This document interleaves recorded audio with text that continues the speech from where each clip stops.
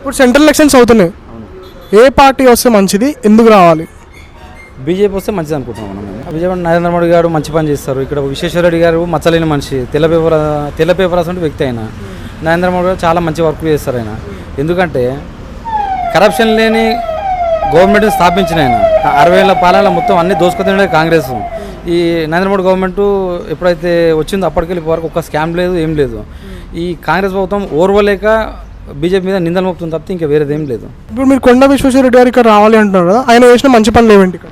ఆయన ఇప్పుడు మంచి పనులు అంటే అనాథ పిల్లలకు కానీ అనాథ పిల్లలకు కొంతమందికి చాలా హెల్ప్ చేస్తాడు. ఫైనాన్షియల్గా చదువుకోవడానికి మొత్తం లేని వాళ్ళకు చేస్తాడు. ప్లస్ హాస్పిటల్లో కూడా చాలామందికి హెల్ప్ చేస్తాడు. ఇంకొకటి ఏంటంటే మెరిట్ స్టూడెంట్స్ ఎవరైతే ఉంటారో వాళ్ళకు ఆర్థిక సాయం చేస్తాడు పై చదువులకు వెళ్ళడానికి. ఆయన కోచింగ్ సెంటర్లు పెట్టి గిట్ట చాలామందికి హెల్ప్ చేస్తాడు ఆయన. అందుకోసం కొండ విశ్వేశ్వరరెడ్డి గారికి ఓటేయాలనుకుంటున్నాం మేము. ఓకే, చాలామంది ఏదో స్కాములు చేసినట్టు, మరి ఏంటి?